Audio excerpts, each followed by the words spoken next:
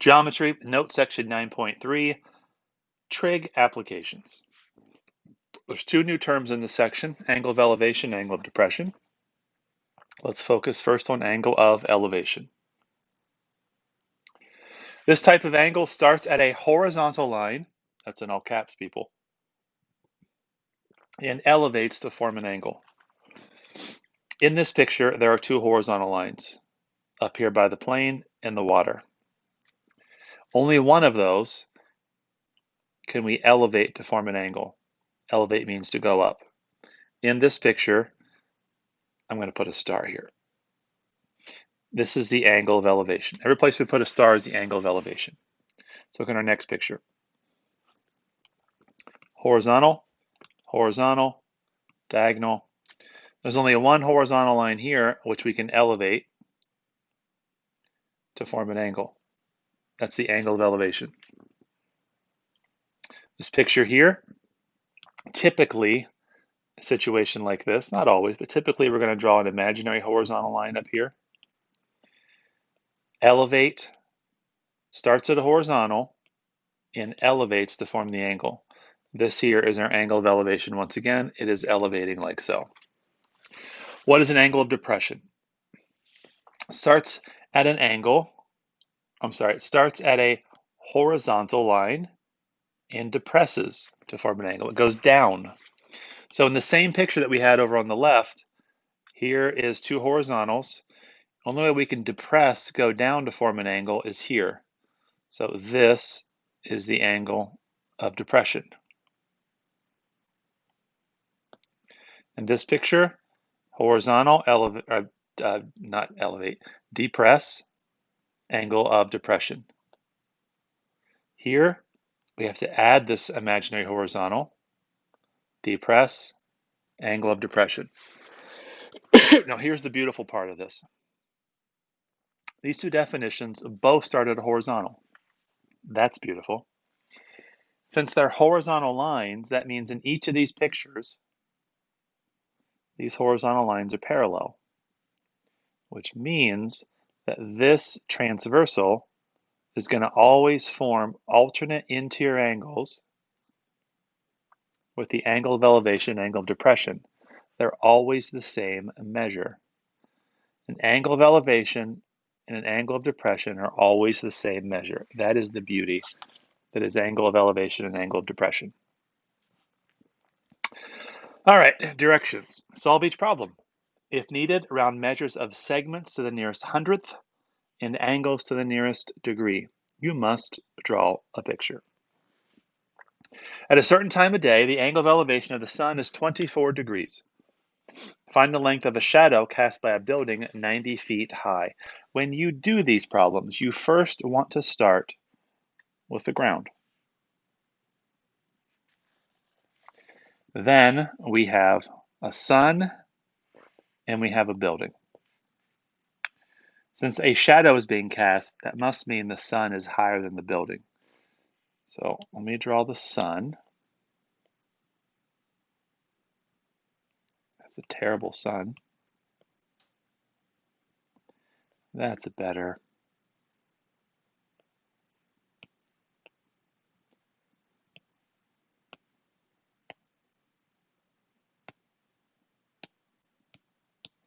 This sun, pretty bright. How bright? So bright that he's blinding to himself. Then we have this building.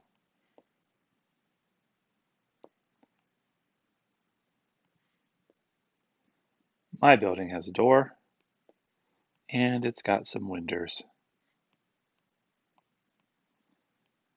Windows is Peolian for windows. Let's reread the problem.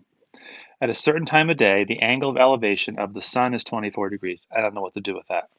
Find the length of the shadow cast by a building that's 90 feet tall. I know what to do with 90 feet high.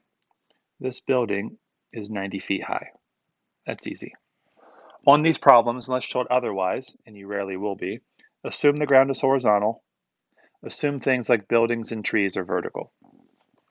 Let's discuss how the sun's rays work.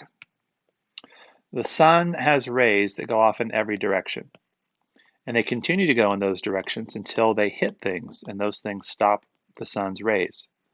So in the aspect of this building, when the sun's ray hits this top corner, all of this part here has sunshine, but this part down here, a shadow is formed. So the shadow of the building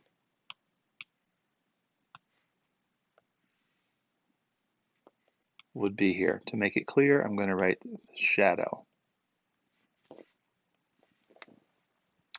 Please note, shadows hit objects. The ground is an object. This is floating in the air. This is not the shadow. The shadow forms when it hits the ground. It says the angle of elevation of the sun is 24 degrees. Well, this must be the angle of elevation. Find the length of the shadow. Let's use a variable for that, such as x. Now that this picture is drawn, this should be pretty easy for us to do. Using the 24 degrees, we have the opposite leg and we have the adjacent leg. So tangent of 24 degrees is the opposite leg over the adjacent leg. If you multiply both sides by x, then divide both sides by tangent of 24, put that in your calculator. It says to round sides to the nearest hundredth, so I need to get my calculator out for this because I did not do that. 90 divided by tangent of 24. It's 202.14. These are word problems, therefore they deserve the respect of a word answer, sentence answer I should say. The length of the shadow is about 202.14. What units are we using? Feet long. The shadow is about 202.14 feet long. Done. Finished.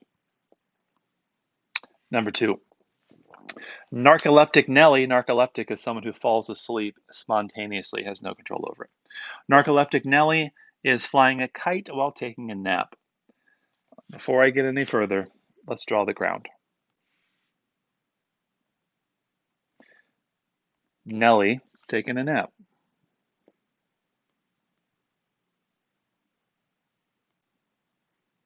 She's wearing a skirt. And she has luscious red hair. It's so luscious that it indents the ground. Now, when you fly a kite, almost all the time you fly a kite, the kite is not above your head because the wind is blowing the kite someplace and you're holding the string, and then that string creates tension and that kite's not going to be directly above your head. So let's say that this is the kite string and that this is the kite. Okay, first sentence. Nellie's flying a kite while taking a nap. Got it. The string is 50 meters long. This string, 50 meters. Forms an angle of 45 degrees with the ground. Here's the kite, here's the ground. That is 45 degrees.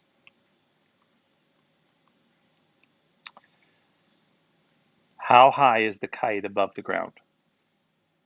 That is the vertical distance here, which we will call y. Keep in mind, in this picture, this is the string, this is the kite. Didn't want to highlight that. And this object here is imaginary. It's just the vertical distance from the kite to the ground. Using trig, we could say that sine of 45 degrees is the opposite leg over the hypotenuse. Therefore, y is going to be 50 times sine of 45 degrees. Put this in your calculator.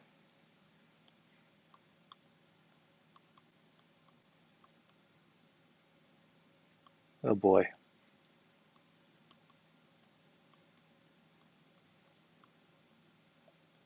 Oh boy. There we go. Oh boy.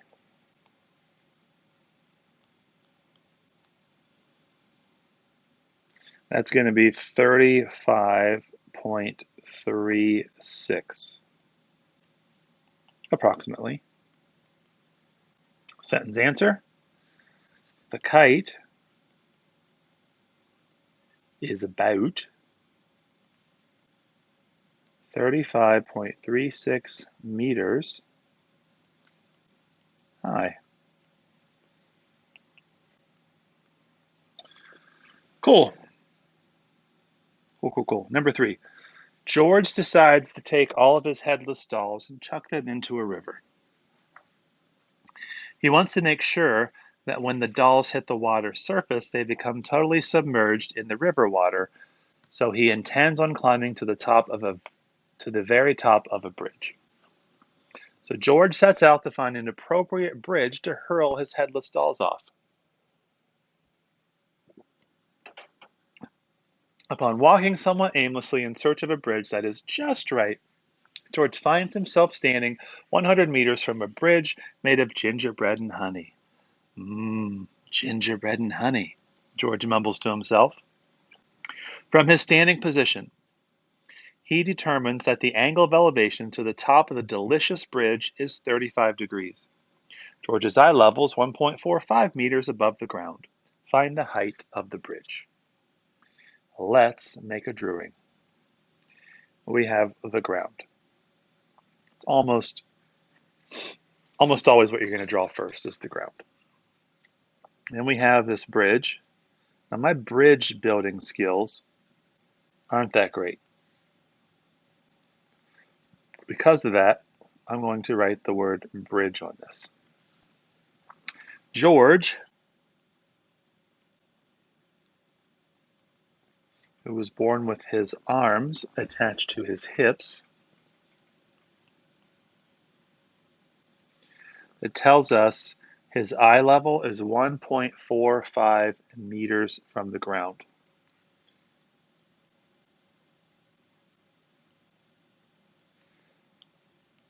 Writing legibly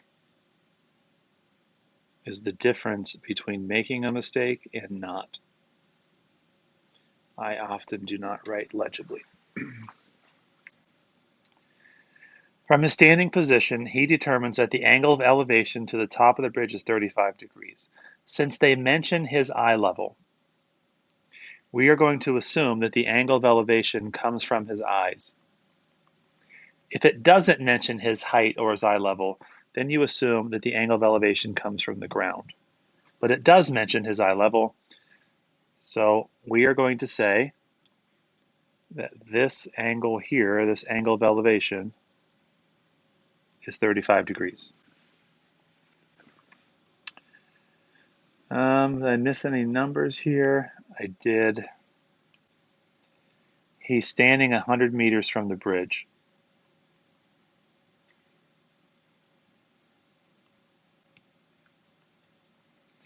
So that means that the horizontal distance from George to the bridge is 100 meters. Now, we can use this right triangle and figure out what y is. Keep in mind that y is not the height of the bridge. There's an extra 1.45 meters to get the height of the bridge. So I don't forget that, I'm just going to write down on the side here, the bridge is y plus 1.45. Once I know what y is, I can plug her in here and figure out what the height of the bridge is. This right triangle that you see here, I can use right angle trig, I can use tangent of 35 degrees equals the opposite leg over the adjacent leg. If I multiply both sides by 100,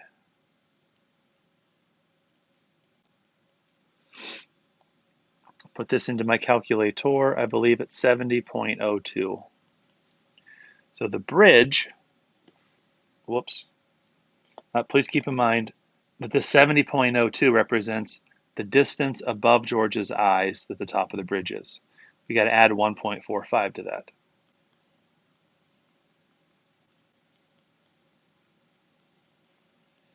And that's going to give us 71.47. Now I'm running out of space. I need to write my sentence answer. The bridge is about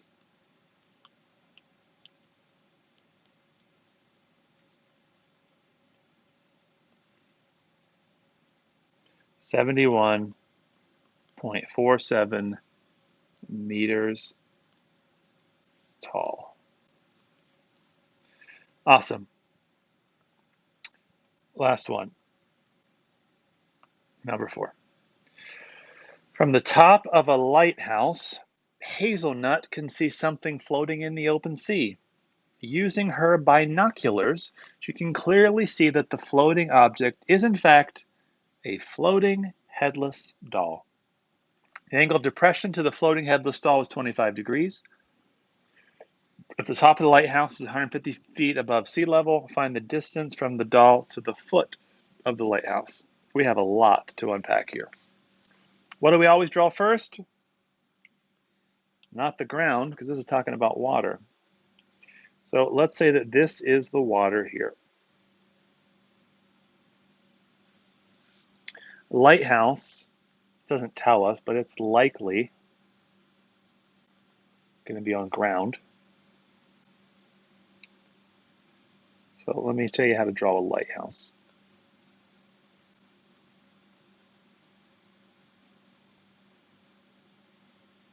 Not like that. Not like that.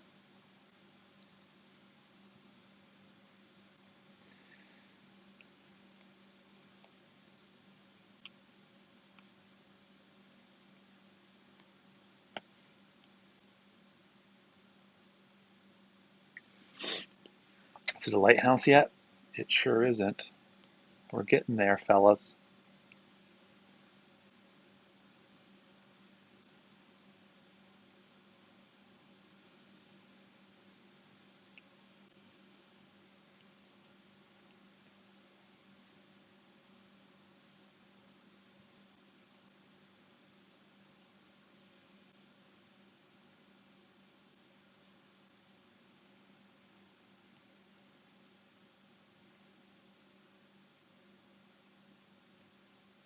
And then we got Nelly on top of this.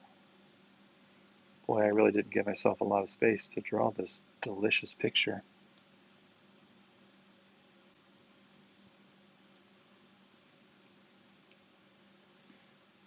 This chick is a bit emo. She got some purple fro. It doesn't mention this chick's height, nor does it mention how big her eyes are above the ground, so we have to ignore that for this. Let's reread the problem. See what I got so far. From the top of the lighthouse, Hazelnut can see something floating in the open sea. So she's on top of the lighthouse, or towards the top. Using her binoculars, she can see there's a floating object. Okay, so I need a headless doll.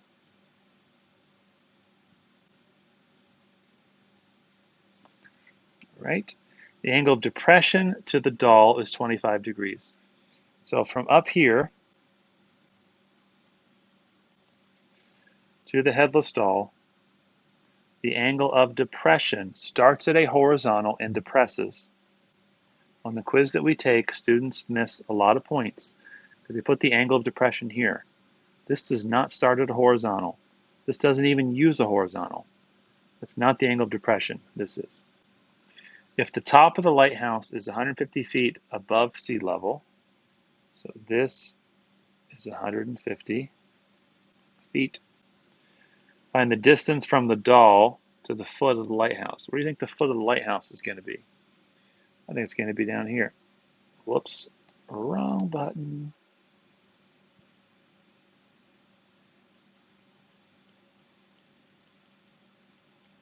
So that's asking us to find x. Now the problem what we currently have is this triangle that we have here We don't have an acute angle in it. If you're paying close attention at the beginning of the lesson, I said the angle of depression will have the same measure as the angle of elevation. Those are alternate interior angles, and we got parallel lines. So that's also 25 degrees. So now we can say tangent 25 degrees equals the opposite leg over the adjacent leg. You multiply both sides by x, divide both sides by tangent of 25.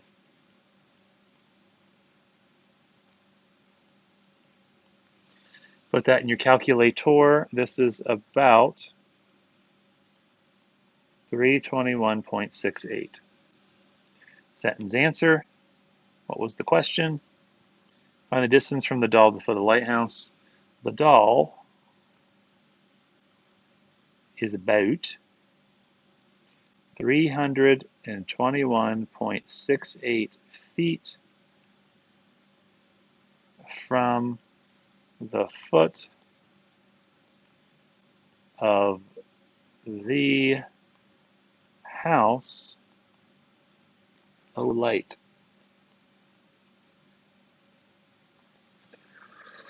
Alrighty, please do the assignment as noted on the web.